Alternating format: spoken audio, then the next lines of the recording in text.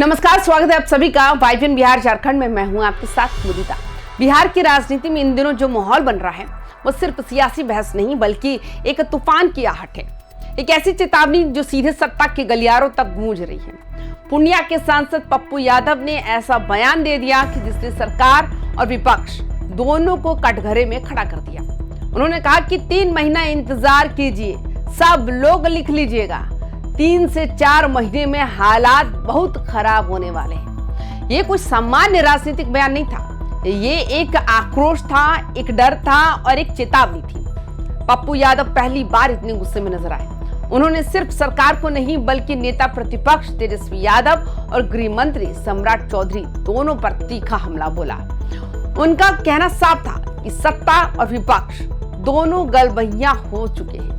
सदन के अंदर मुद्दों पर बात नहीं होती, वहां सिर्फ हंसी ठिठोली होती है। बिहार जल रहा है और विधानसभा मजाक बन चुकी है। दोस्तों जरा सोचिए, राजधानी पटना में हर दिन गोली चल रही है। कहीं 2 सगे भाई मारे जा रहे हैं, कहीं महिला के साथ वारदात हो रही है, कहीं घर के अंदर घुस कर फायरिंग हो रही है। और सत्ता पक्ष क्या कर रहा है, विपक्ष क्या कर रहा है?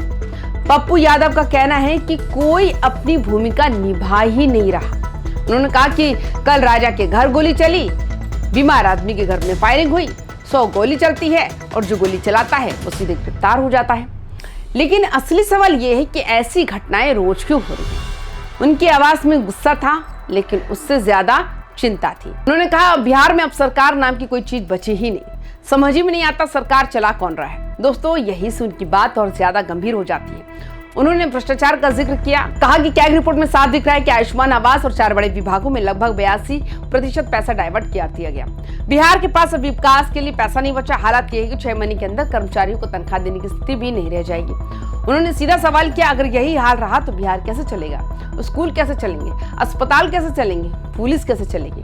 अब बात तो सिर्फ कानून व्यवस्था की नहीं रही, बात अर्थव्यवस्था की हो गई। पप्पू यादव ने कहा कि पूरी दुनिया की स्थिति खराब होने वाली है। व्यापारिक और सामरिक हालात ऐसे होंगे कि छोटे देश भूख से मरने लगेंगे और बिहार में तो हालात पहले से ही कमजोर है। दोस्तों उन्होंने सरकार पर यह भी आरोप लगाया कि डराने और धमकाने की राजनीति चल रही है। आप धमकाते हैं, आप ब्लैकमेल करते हैं, आप कहते हैं सबका फाइल है। अगर सबका फाइल है तो उसे खोलिए, हम कोर्ट जाएंगे, हम हाई कोर्ट जाएंगे, हम कहेंगे कि मुख्यमंत्री ने कहा है कि सबका फाइल है। उनका कहना था कि अगर आप इतने बहादुर हैं तो सारे माफियाओं की संपत्ति जब्त कीजिए, ईडी को सबसे पीछे लगाइए, सिर्फ विपक्ष को क्यों डराया जा रहा है। उन्होंने ये भी कहा अगर मुझे गिरफ्तार कराना है तो कराइए, अगर मरवाना है तो मरवा दीजिए, लेकिन हम चुप नहीं बैठेंगे। या तो हम मिट जाएंगे या फिर आपके झूठ के सिस्टम को मिटा देंगे। अब उन्होंने सीमांचल और कोशी क्षेत्र की बात उठाई, कहा कि अब पलायन सबसे बड़ा मुद्दा है, मानव तस्करी सबसे बड़ा दर्द है। बच्चों को भागलपुर से सासाराम तक ले जाया जा रहा है, किडनी लेवर बेचने के लिए बच्चों को मजबूर किया जा रहा है। ये कोई नई बात नहीं है, 10 साल से ये मुद्दा लोकसभा में उठाए जा रहे हैं, लेकिन कोई सुनने वाला नहीं है। उन्होंने सरकार से कहा कि आपने SIR करवा लिया, आपने कहा कि घुसपैठ नहीं है, तो अब तो मान लीजिए कोई घुसपैठ नहीं बची, तो फिर हमारे पलायन को रोकिए, हमारी सुरक्षा कीजिए, मानव तस्करी रोकिए। दोस्तों पप्पू यादव का गुस्सा सिर्फ बिहार तक सीमित नहीं था, उन्होंने केंद्र सरकार पर भी तंज कसा। जब अमित शाह बिहार आए तो उन्हें उम्मीद थी कि बिहार को विशेष राज्य का दर्जा मिलेगा, फैक्ट्रियां लगेगी, रेलवे कनेक्टिविटी बढ़ेगी, सीमांचल को नई पहचान मिलेगी, लेकिन कुछ भी नहीं हुआ। उन्होंने कहा मखाना पर कोई चर्चा ही नहीं हुई, मकान पर कोई चर्चा ही नहीं हुई, फैक्ट्री पर कोई चर्चा नहीं हुई, हाईकोर्ट बेंच पर कोई चर्चा नहीं हुई, सिर्फ राजनीति हुई। अब बात कांग्रेस की तरफ मुड़ती है। जब उनसे पूछा गया कि कांग्रेस में क्या चर्चा चल रही है तो उन्होंने इतिहास गिना दिया, कहा कि आजाद भारत के बाद पहली बार एशिया की नंबर 2 यूनिवर्सिटी में NSUI ने चुनाव जीता। ये इस बात का संकेत है कि युवा सत्ता से थक चुके हैं, बच्चे संघर्ष के बल पर राजनीति बदलेंगे। उन्होंने राहुल गांधी का नाम लेते हुए कहा कि जनता फिर से भरोसा कर रही है, ये आने वाले समय का संकेत है। दोस्तों सबसे अहम बात तो ये है कि पप्पू यादव ने सीधे कहा कि 3 महीने लिख लीजिए, हालात बहुत खराब होंगे, कानून व्यवस्था और बिगड़ेगी, अर्थव्यवस्था और कमजोर होगी, सरकार की सच्चाई सामने आएगी। उनकी बातों में एक तरह की भविष्यवाणी थी, एक तरह का ऐलान था। वो सिर्फ सरकार को नहीं जनता को भी जगा रहे थे। उन्होंने कहा कि आप मजे ले रहे हैं, आप हंस रहे हैं, लेकिन जब घर में आग लगेगी तब समझ में आएगा। दोस्तों बिहार की राजनीति में शायद पहली बार किसी नेता ने इतनी खुली चुनौती दी है। उन्होंने सत्ता पक्ष को भी लपेटा और विपक्ष को भी नहीं छोड़ा। उन्होंने कहा कि विपक्ष अपनी भूमिका निभा नहीं रहा, सदन में मुद्दे नहीं उठते, सिर्फ तमाशा होता है। यह बयान सिर्फ एक सांसद का गुस्सा नहीं बल्कि उस जनता की आवाज है जो रोज डर में जी रही है।